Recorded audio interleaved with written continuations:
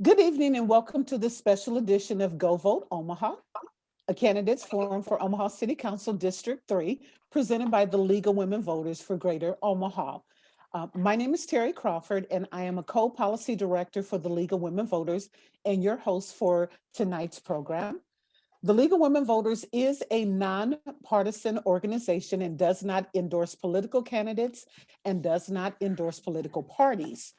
Our purpose is to empower voters and to defend democracy.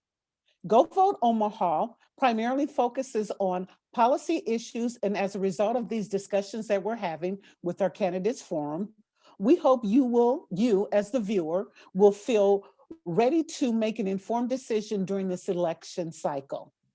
The introductions of the candidates will be up next, and then here are your instructions for our candidates. The format will be as follows. Each candidate will get a 1-minute opening statement followed by a question that has been prepared by the League of Women Voters. And each candidate will answer every question and will have up to 90 seconds to answer. Following all of the questions, then each candidate will then have 1-minute closing statement. And we will alternate speaking order throughout the forum. Now, prior to the starting of the event, the candidates' names were placed in a hat, so there's been a random selection, and we'll start with that random selection. I do also want to remind you that a timekeeper will signal the candidates when they have 30 seconds of time remaining and when to stop speaking. So joining us today are two of the candidates for District 3 City Council. We have Cammy Watkins and we have Jen Bauer. Danny Begler and Gilbert Ayala was unable to join us for this forum. So we are going to start with a 1-minute opening statement by each of the candidates. And Cammy, we'll start with you. Great. Thank you so much, Terri, for having us. My name is Cammy Watkins. I use she, her pronouns, and I am running as a progressive independent in District 3. And I think it's important for me to share why I chose to run as an independent. I've had that question a lot, or why didn't you run, or a lot of your values and what you stand for seems very much along lines with Democrats, but I chose to run as a nonpartisan because there's too often we've let party politics separate us and divide us and decide who's right, who's wrong, what we should go for, what we shouldn't. And so I really wanted to respect the integrity of our city and local politics, which are nonpartisan, and move forward with the values of equity, sustainability, and community, recognizing that those aren't party lines for those values. Those are values that every person holds. And I want to represent the people of this city and ideas and policies that will help us go forward and grow. Okay, thank you. Jen, you're up next. Thank you. My name is Jen Bauer, and I am the current president of the Tharbin-Elmwood Park Neighborhood Association. Like Cammy, I am running as an independent, as this is a nonpartisan race, and I think that independents have the great ability to be able to hear and see both sides of all issues. I am happy to run. I think the last year has brought out a lot of good candidates, mainly because we have all been home.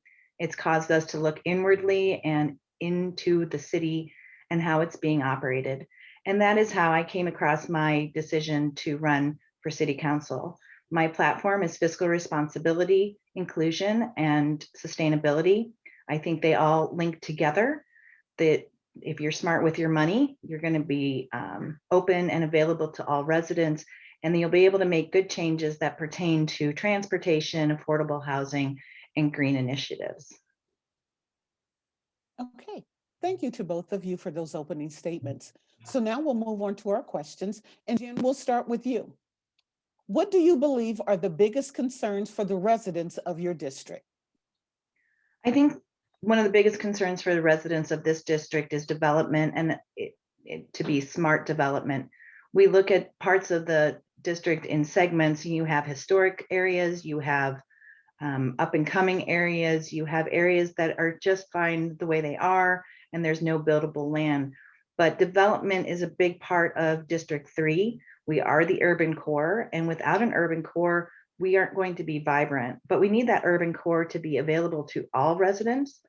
And without some smart initiatives, regarding TIF and affordable housing and transportation, we aren't going to have the urban core that Omaha truly needs to move into the next phase of Omaha. Okay, thank you. Cammy, same question. Yes, so I agree with Jen. It's definitely, I've heard a lot from our residents and talking with them that it's about design and how we are building and growing our city.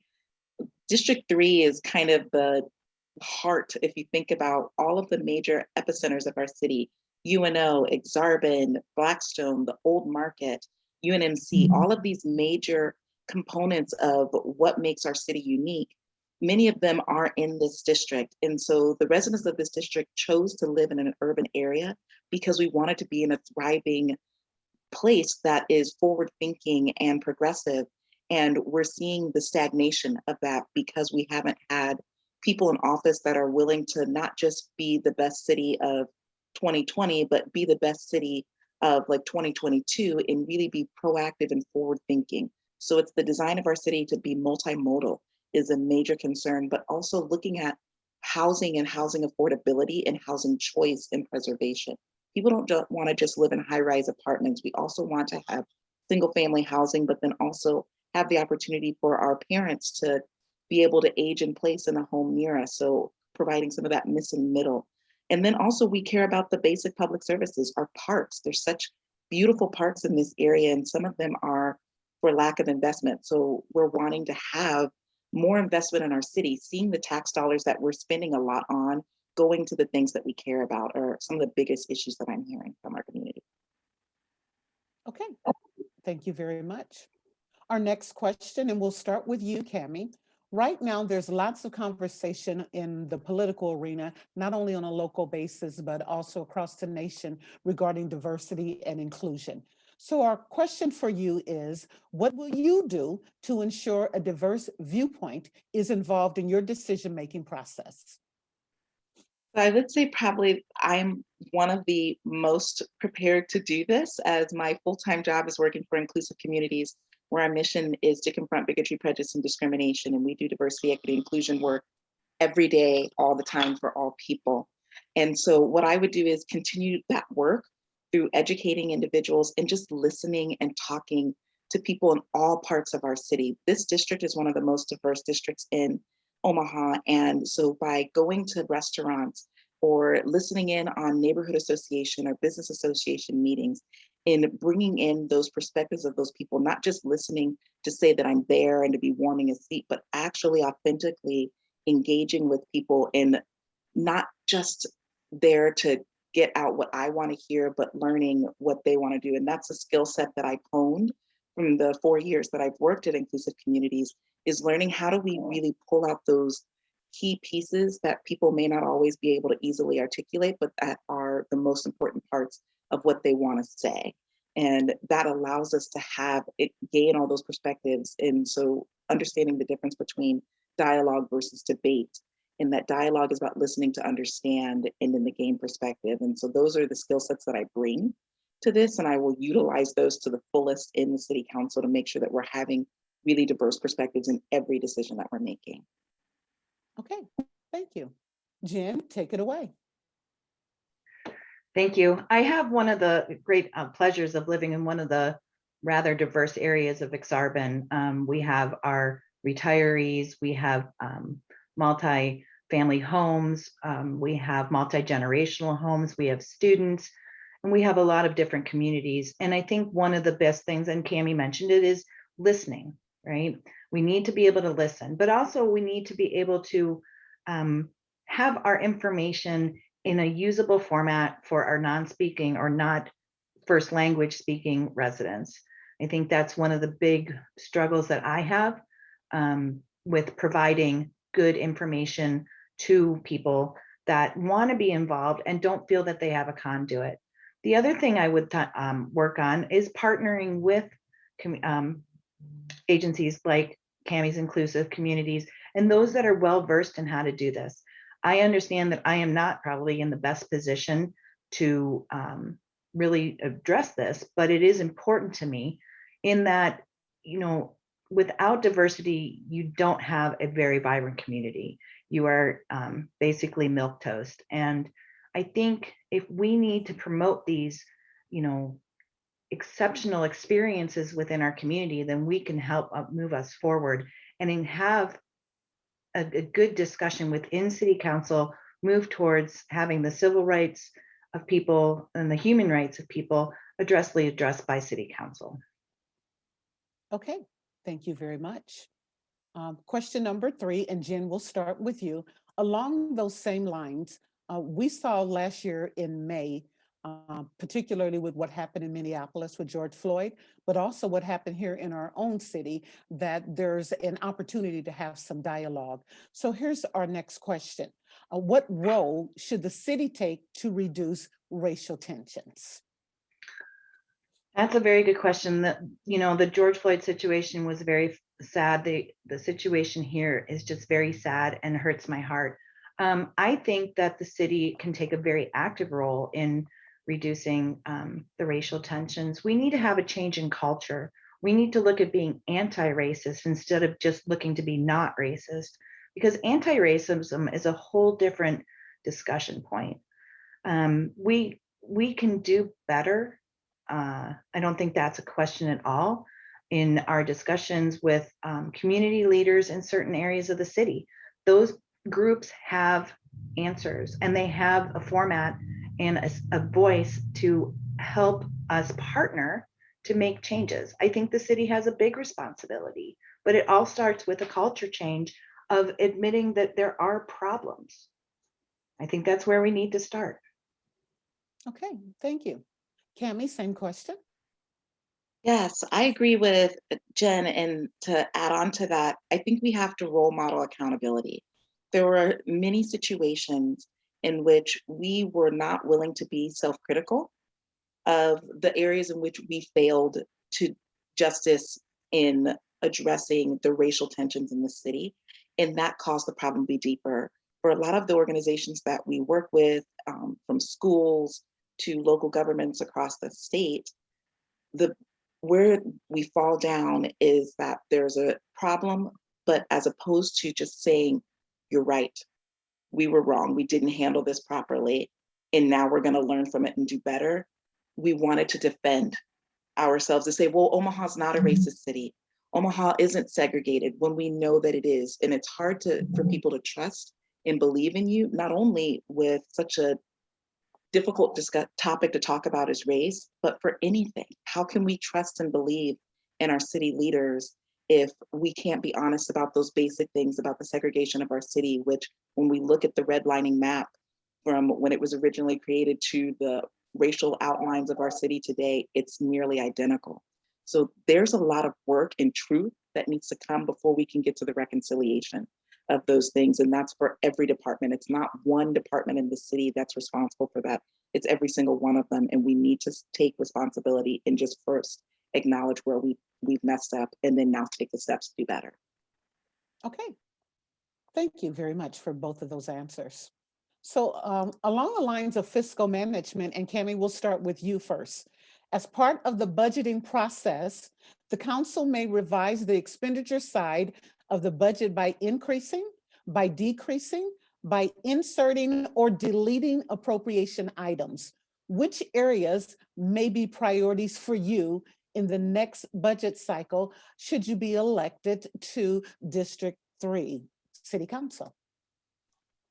So I think we're going to have to really I want us to look at our city budget in a different way. Too often we've been just putting money into areas, and I think that many of our departments do this in silos. And part of that is because we have not had an updated vision of what we're trying to accomplish and who do we want to be. We do project to project to project to project. This is why we have bonds to pay for maintenance instead of addressing our city budget as a whole, to know that our budget should be addressing the infrastructure as a whole. And that includes our public works, that includes our public safety, that includes our parks and all of those things. So I would like us, it's probably a mix of all of the above, that we need to go back and look and see what do we want to accomplish and really take the impacts of COVID as the lesson for us to be proactive for the future. crises like this are not one and done. We're going to continue to see things like this because climate change is real and it's impacting our cities in this way. So if we can't design our budget in the way that we plan for these things and better utilize the tax dollars, it's not that we don't have the money. We're unlike many cities, we're fortunate to have surpluses in certain areas, but it's because we don't effectively distribute our dollars to ensure that we have the greatest impact, not just making sure someone has their piece of the pie and only their pocket of what's needed. So I think it's just a completely revamp of how we do budgeting in the city needs to happen. Okay, thank you for that. Jen? So I think you'll see a theme. I agree with Cammy. We need to do something differently. I am an accountant by trade, so it is part of my core to want to look and pick and find where our issues are. We have gone the last 2 years with budget surpluses of $5 million.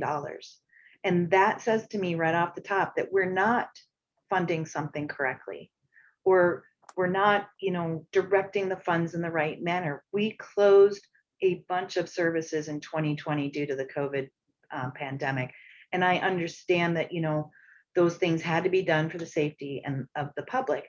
But at the same time, we should not have come out with a surplus if we had to get $74 million in CARES Act money from the county.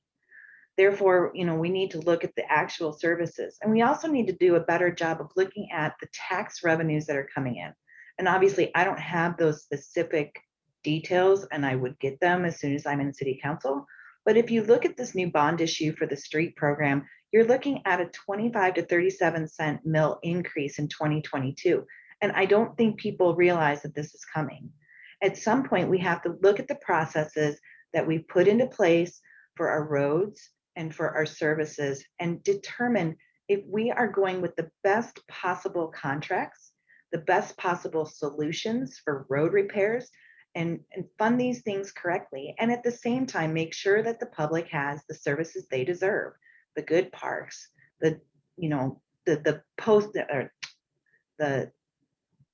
libraries, and the programs that will help our youth. Okay, thank you very much. I think we have time for one more question and then we'll move to our closing. Our next question then, we'll start with you, Jen. We've already talked about what you felt were the biggest concerns for the residents in your district. What do you see as the city's greatest challenges, and how would you address some of those challenges?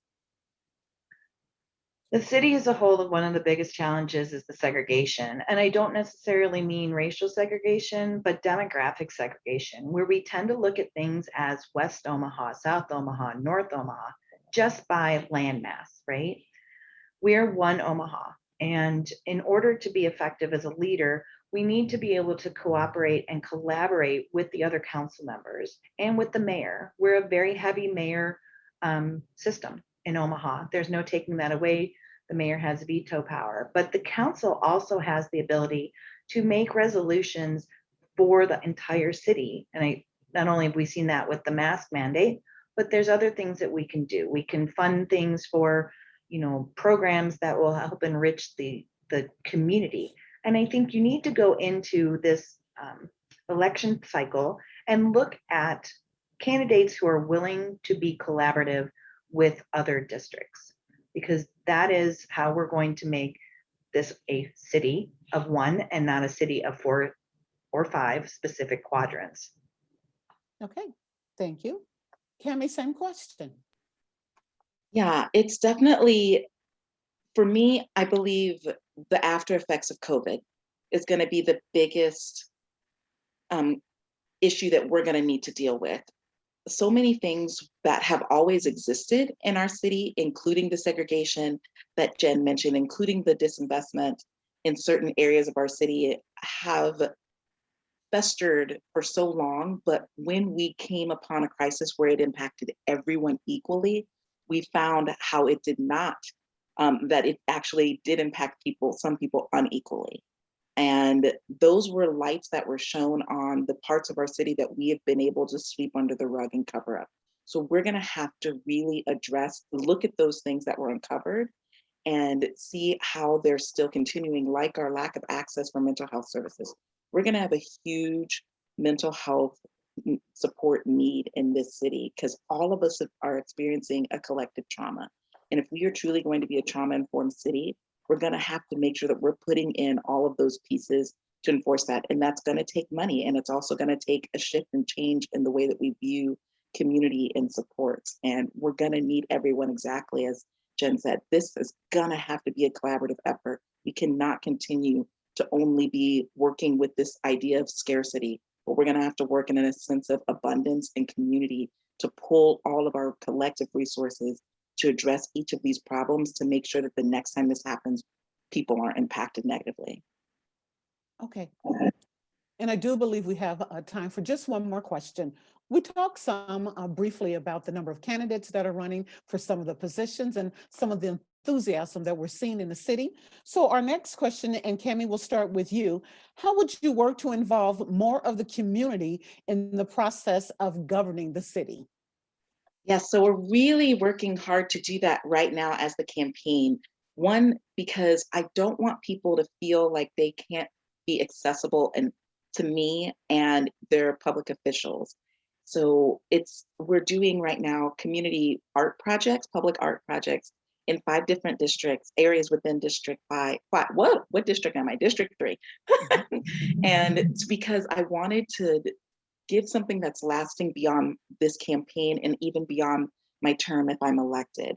So I think just being involved in the community and doing the service projects, doing the work, I have loved seeing how many of our candidates are doing actual community work before we've even gotten the job.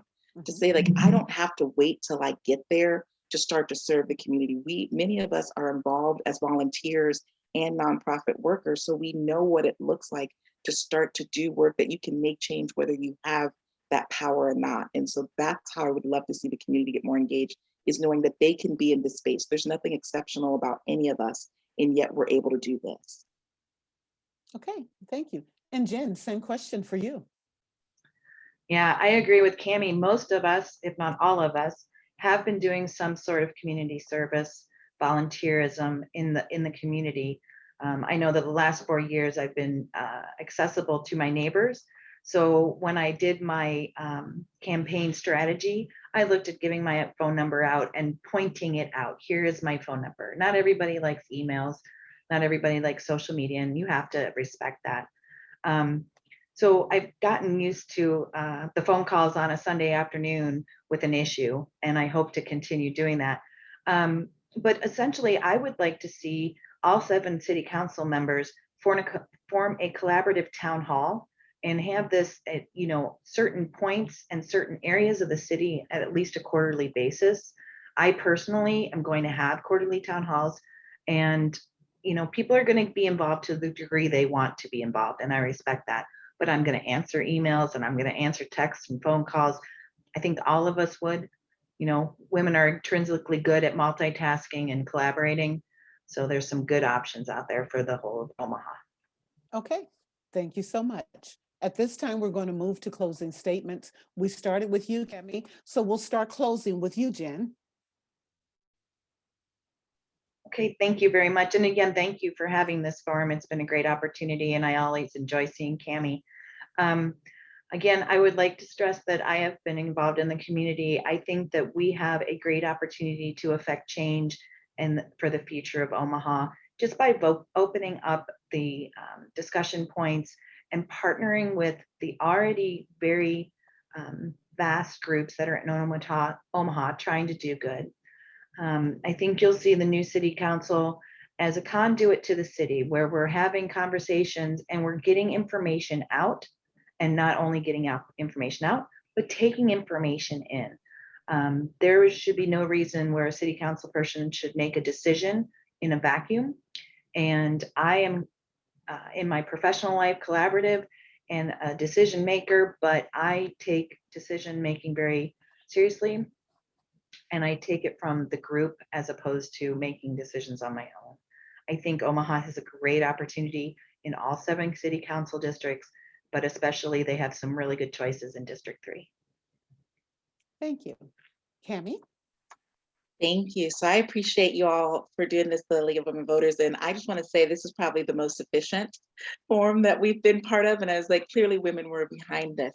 And I appreciate each opportunity I get to be in these forums with Jen, because she knows so much about accounting and finances that I learn from her every time. And as it's just a testament to the type of collaboration that we're going to need to do, and that I've been saying to so many people, we should not have to choose between someone that's really great and someone that's not. Our city council races in every election should be a hard choice. And there's, as Jen said, there are great candidates, and two of them are sitting right in this forum. And we know that two people need to advance through this. And I want District 3 to have that hard choice, because I know that whether or not I get elected or Jen gets elected, that both of us will continue to partner and work with each other, as well as all of the other wonderful candidates in this race, whether sitting or running again. I'm running for the first time, and that's what we need in our city. Thank you so much. So thank you to our candidates, Cammy Watkins and also to Jen Bauer. This concludes our forum for Omaha City Council District 3 primary election. The League thanks the candidates for participating. And for the League of Women Voters of Greater Omaha, I'm Terri Crawford, reminding you to inform yourself about the issues and the candidates. And on the 6th of April, go vote Omaha. Thank you so much.